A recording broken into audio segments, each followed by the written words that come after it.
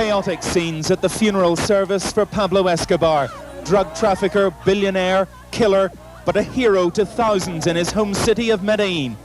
The guns that surrounded him in life surrounded him in death, though brandished now by the military that hunted and shot him. It was a careless telephone call to his wife and 2 children on his 44th birthday that betrayed his hiding place. Escobar, who had the blood of hundreds on his hands, died almost defenseless, trying to escape across a rooftop. The Colombian president says the killing is a massive step towards ending the drug trade. For 3 weeks in November and December 1993, Pablo Escobar, the Colombian drug kingpin who had once amassed an estimated $30 billion fortune while dominating the global cocaine trade as the head of the Medellín cartel for 17 years, was holed up in a run-down 2-story house in the working-class Los Olivos neighborhood in Medellín. From unimaginable heights of wealth and influence throughout the 1980s, Escobar's power had collapsed as Colombian political officials and law enforcement officers, with significant financial, technological, and logistical support from the United States, had ratcheted up their efforts to capture or kill him. Escobar was increasingly isolated. His once vast network of protection had nearly vanished due to the combined efforts of law enforcement, rival cartels, and vigilante groups. Escobar's primary nemesis was something called Search Block, a special operations unit of the Colombian National Police, the objective of which was to capture or kill the country's notorious drug lords and dismantle their empires. Search Block had been formed in 1989 by a colonel in the Colombian military named Horacio Carrillo, who had curated a select force of highly trained and highly compensated policemen more resistant to corruption. Since its creation, Search Block had successfully killed or arrested scores of top-level cartel leaders, but one man, the most notorious kingpin of all, remained beyond its reach, as Escobar continued to outbribe, outsmart, and when necessary, outkill Colombia's highest-ranking political and law enforcement officials. But by the end of 1993, Escobar had few loyal associates left. His family and others in his inner circle had been arrested or placed under heavy surveillance, meaning any effort to communicate with them was risky, and compelled him to rely heavily on his bodyguard, Alvaro de Jesus Agudelo, or El Limón as he was known, to move and communicate. On the morning of December 2nd, Escobar made a phone call to his son, Juan Pablo, who was in exile in Bogotá. Despite knowing that authorities were monitoring phone lines, Escobar ignored warnings and spoke to his son for nearly 5 minutes. This call would prove critical to his downfall. The conversation provided Search Block with vital location data. Using radio triangulation technology provided by U.S. Delta Force and DEA advisors, Search Block was able to narrow in on Escobar, first determining he was in Los Olivos, and then, after another phone call by Escobar, pinpointing his location to a small 2-story house where he'd been living. Search Block officers did not move in right away. They had been close to Escobar before, only to see him slip away. Throughout the day, they maintained close surveillance, and by late morning they observed increased activity around the house, suggesting he might be ready to move. The Search Block officers, accompanied by an unknown number of American operatives, moved into positions surrounding the house, being careful not to tip off Escobar. By late afternoon, Escobar, still unaware of the tightening noose, made another series of calls to family members which definitively confirmed his continued presence in the house, and Search Block moved in. As the officers breached the exterior doors, Escobar and El Limón, armed only with pistols, fled through a rear window and climbed up to the roof of the building. Search Block officers gave chase and cornered the 2 men, and when Escobar and El Limón raised their pistols, the officers opened fire. El Limón was killed instantly, while Escobar tried to scramble away, but one round after another hit the former kingpin, including one final shot that went through his ear and into the back of his brain. Pablo Escobar was 44 years old. I'm Jason Beckerman. I'm Derek Kaufman. This is Last Days, Pablo Escobar.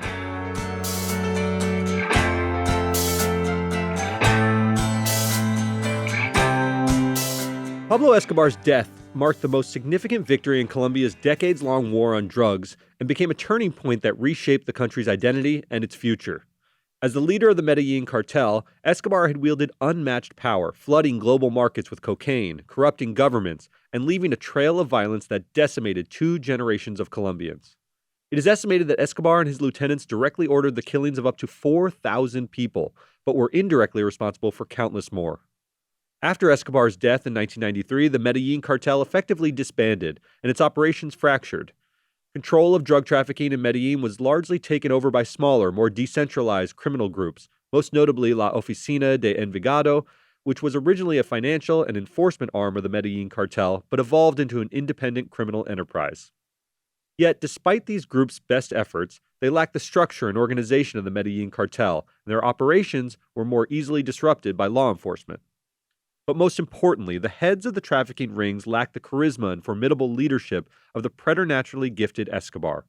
For 17 years, Escobar used his formidable intelligence, relentless ambition, and ruthless capacity for violence to establish a reign of power so absolute that no one dared to challenge him. It had not always been this way for Escobar. Born to a working-class family in Rio Negro, Colombia, he initially showed little of the leadership skills and cunning that would become his hallmarks. He did not distinguish himself in school, opting instead to join local street gangs involved in low-level crimes, such as selling counterfeit diplomas and stealing tombstones they would sand down and resell. Such petty crimes earned Escobar little money, but they honed his skills and solidified his determination to find success outside conventional systems. In the mid-1970s, with Escobar now in his mid-20s, the global demand for cocaine skyrocketed, especially in the U.S., but supplies remained low and prices sky high. Derek, I did some digging. In 1975, the price of a gram of cocaine was somewhere around $700, which, given inflation, it's an absolutely astronomical amount of money. Just by way of comparison, the price now is about $70, so about 1/10 of the price that it costs for a gram of cocaine today, as it did in 1975. And remember, this is the age of heroin, which was a comparatively very cheap drug, but it had that sort of effect of zombification of its people. It also had killed a lot of people very recently. Remember, in the early 70s, you had Janis Joplin, you had Hendrix, you had others, Jim Morrison, who had died of heroin. Cocaine, it comes along, it is by any comparison much safer, and it's also a party drug that brings on euphoria as opposed to, again, that zombification, and people loved this drug and wanted it desperately. Yeah, and the timing was perfect. I mean, we're entering a decade where we were getting into finance bros in the 80s, and it was a much more upbeat sort of period in particularly American history, but really sort of globally. When things are upbeat, Coke is the drug you want to be on. It's an upper, right? It's so heroin is what you nod off to, and cocaine is, and heroin, like you said, had gotten a bad rap. You know, the end of the 60s saw a lot of people lost to that drug. Had the accurate rap. A very accurate rap. Yeah, bad rap would be if it was unfair. Not unfair. But cocaine was seen as this drug that just opened up experience. The Studio 60 set. We picture Andy Warhol sitting in the Studio 60s, you know, beautiful young women and men everywhere, and cocaine aplenty. And that was how it was viewed, as something that was sort of almost aspirational. You had Richard Pryor and John Belushi, these huge stars who hadn't died as a result of it quite yet. But, you know, they're viewed as, these people are known to be on cocaine doing it, and they love it, and they live this fantastic lifestyle. It almost was aspirational. And I want to dwell on this point a little bit. Like, it was a party drug. Heroin, you have to inject. You need needles. You need to be in a sort of flop house environment to be a heroin addict. Cocaine is a drug you take to parties, and you do a bump in the bathroom, and you feel a lot better. And that is why it really took off during this decade, and the timing for him was just perfect. Think of Eric Clapton's classic 70s song, Cocaine. It glorified the drug as an elixir for all maladies, right? Just take cocaine, you'll be fine. And also, one of the biggest books of the time was Adam Gottlieb's The Pleasure of Cocaine, in which he argued for legalization. He said, look, this drug is just great. It makes people feel better. We should legalize this. He understands there's problems with it, but it's not heroin, which was offset against it. And Escobar saw this and knew that if he could increase production and distribution efficiencies, he could deliver more of the product to the United States, which would lower the price, get more people hooked, and make him more money. A 1991 LA Times article referred to Escobar as, quote, far more than a murderous thug the American press want him to be. He is a businessman who capitalizes on Northerners' predisposition to underestimate him as just another greasy-haired Latino. In the mid to late 70s, Escobar became the first cartel leader to invest heavily in logistics, including fleets of airplanes and even submarines. And by the mid-1980s, he had captured exclusive control over the smuggling routes through the Caribbean and Central America. He bypassed American drug dealers by setting up the first Colombian-run drug distribution ring in the United States. He also conceived of smuggling practices that would later become commonplace among narco traffickers, including hiding cocaine in legal shipments of fruit or clothing, or even mixing the drug into cocoa powder or fruit pulp, from which it could be extracted later. Just painting a picture of somebody who's just smarter than everybody who's come before him, more thoughtful, the logistics efforts, right? Everybody else was just like, how much of this can we produce and how do we get it there on a one-off basis? He's like, no, we've got to invest in planes. We spent millions of dollars, submarines, investment, logistics. Like, we need people at every port to make sure this stuff is going well. I'm taking over routes, obviously through a lot of violence, but I'm taking over routes and then I'm getting the distribution network in the United States, Colombian-run distribution in the United States, not relying on handing it off to American drug dealers who would take a huge percent of the profit. Yeah, and I don't want to, you run the risk of glamorizing someone like this, but his intelligence is really what stands out, because when you run an illegal operation at this scale, it's hard enough to create an Amazon.com, which is a legal operation, which makes a lot of money and gets a lot of customers. You not only have to have demand for the product, you have to figure out the distribution channel. You have to stay one step ahead of law enforcement at all times. And figuring out these distribution mechanisms in a shadow way is incredibly difficult. And you really need someone intelligent at the helm. And Pablo Escobar was the man for the job. And by the mid-1980s, Escobar was supplying millions of tons of cocaine to the United States, an estimated 80% of the total U.S. supply, effectively snuffing out his competition. The price for a gram of cocaine, which was about $700 a gram in the mid-1970s, as you mentioned, was around $250 per gram by the mid-80s due to the massively increased supply brought in almost exclusively by Escobar. When other cartel leaders would challenge him for distribution routes, Escobar responded with a calculated mix of diplomacy and aggression. He sought to forge alliances with key players when possible, leveraging his charisma and promises of profit to win over potential allies, and exhibited an uncanny ability to charm and manipulate those around him.